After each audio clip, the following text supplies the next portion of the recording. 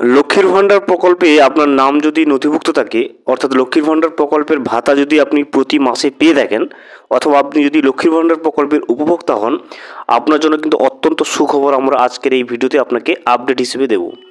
লক্ষ্মীর ভাণ্ডার প্রকল্পে 1,000 টাকা থেকে ভাতার পরিমাণ বাড়িয়ে 2,000 টাকা করা হচ্ছে, এবং সেটা কবে থেকে উপভোক্তাদের তাদের ব্যাংকের অ্যাকাউন্টে 1,000 টাকার পরিবর্তে 2,000 টাকার পাবে সেই সম্পর্কিত যে আপডেটটা চলে এসছে, সেটা কিন্তু আমরা আজকের এই ভিডিওতে আপডেট হিসেবে দেখে নেব।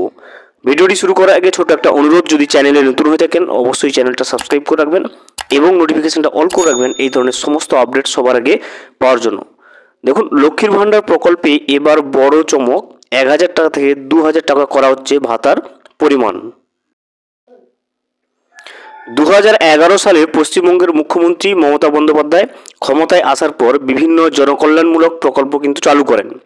এরই মধ্যে সবথেকে অন্যতম এবং জনপ্রিয় প্রকল্প হচ্ছে লক্ষ্মীর ভাণ্ডার প্রকল্প।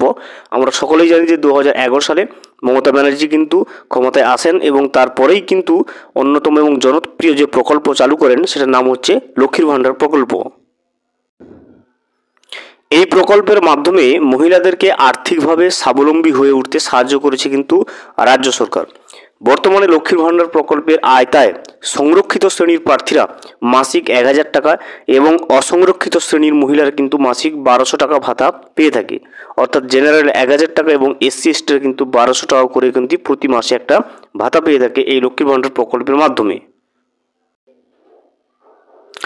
সম্প্রতি বিজয়া সম্মিলনী মঞ্চ থেকে তৃণমূল কংগ্রেসের এক প্রধান নেতা বিজন বন্ধু বাগ লক্ষ্মীর ভাণ্ডার প্রকল্পে আরও আর্থিক সহায়তা বৃদ্ধির কিন্তু ইঙ্গিত প্রকাশ করেছেন। তার বক্তব্য অনুযায়ী আগামী বিধানসভা নির্বাচনের আগে এই অনুদানের পরিমাণ কিন্তু বাড়িয়ে 2,000 টাকা করা হতে পারে। এই ঘোষণার পরেই কিন্তু গোটা রাজ্যে শোরগোল পড়ে যায়। দেখতে পাচ্ছেন, আগামী বিধানসভা নির্বাচনের আগেই কিন্তু লক্ষ্মীর ভাণ্ডার প্রকল্পের যে অনুদানের পরিমাণ সেটা কিন্তু 1,000 টাকা থেকে বাড়িয়ে 2,000 টাকা করা হতে পারে। পূর্ব মেদিনীপুরের পটাশপুরে তৃণমূল কংগ্রেসের বিজয়া সম্মিলনী অনুষ্ঠানে উপস্থিত কিন্তু ছিলেন একাধিক তৃণমূল কংগ্রেসের দলীয় নেতা।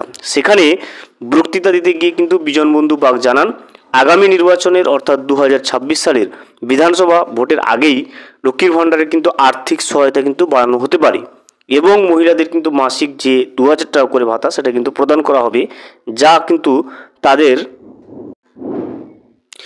আরও কিন্তু আর্থিকভাবে সচ্ছল ও জীবনযাপন সুন্দর করে তুলতে সাহায্য করবে। দেখতে পাচ্ছেন যে আগামী বিধানসভা ভোটের আগেই কিন্তু লক্ষ্মীর ভাণ্ডার প্রকল্পের যে আর্থিক পরিমাণটা, অনুদানের পরিমাণটা সেটা 1,000 টাকা থেকে বাড়িয়ে 2,000 টাকা করা হতে পারে, এমনটাই কিন্তু ইঙ্গিত পাওয়া যাচ্ছে।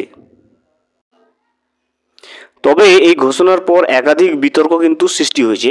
তিনি সরকারের কোনো দায়িত্বে না থাকলেও কিভাবে এমন সিদ্ধান্ত ঘোষণা করতে পারেন, এ নিয়ে কিন্তু বিভিন্ন জন প্রশ্ন করছে। এই অনুষ্ঠানে উপস্থিত ছিলেন তৃণমূলের জেলা সভাপতি পীযূষ পণ্ডা, যার ফলে এই ঘোষণাকে কিন্তু আরও আলোচনার কেন্দ্রে নিয়ে এসেছে। উনি সরকারের কোনো দায়িত্বে না থাকা সত্ত্বেও কিভাবে এমন একটা মন্তব্য করতে পারেন সে নিয়ে কিন্তু বিতর্ক সৃষ্টি হয়েছে জনসাধারণের মধ্যে। মুখ্যমন্ত্রী মমতা বন্দ্যোপাধ্যায় যখন লক্ষ্মীর ভাণ্ডার প্রকল্প শুরু করেছিল তখন কিন্তু অসংরক্ষিত শ্রেণীর মহিলারা পেতেন কিন্তু মাসিক 500 টাকা এবং সংরক্ষিত শ্রেণীর মহিলারা কিন্তু পেতেন মাসে 1,000 টাকা, যেটা আমাদের সকলেরই জানা।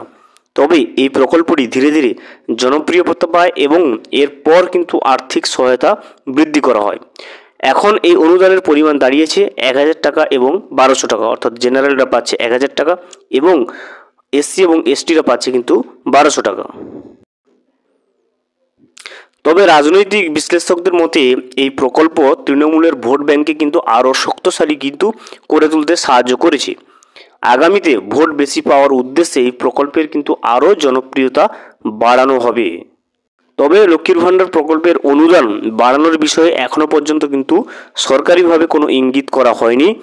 বিশেষজ্ঞরা মনে করেছেন 2026 সালের বিধানসভা নির্বাচনকে কেন্দ্র করে এই আর্থিক সহায়তা বৃদ্ধি করা হতে পারে, যা তৃণমূলের জনপ্রিয়তার প্রভাব কিন্তু ফেলতে পারে। দেখতে পাচ্ছেন যে এখনও পর্যন্ত কিন্তু অফিসিয়াল কোনো কনফার্মেশন আসেননি, কিন্তু অনেকেই বিভিন্ন মিডিয়া সূত্রে এবং অনেক বিশেষজ্ঞরা কিন্তু মনে করছেন যে 2026 সালের বিধানসভা নির্বাচনকে কিন্তু কেন্দ্র করে লক্ষ্মীর ভাণ্ডার প্রকল্পের আর্থিক অনুদানকে কিন্তু বৃদ্ধি করা হতে পারে। অবশ্যই যখন এটা অফিসিয়ালি কনফার্মেশন চলে আসবে, আমরা কিন্তু আপনাদেরকে ভিডিওর মাধ্যমে অবশ্যই আপডেট দিয়ে রাখবো। ভিডিওটি সম্পূর্ণভাবে দেখার জন্য অসংখ্য ধন্যবাদ।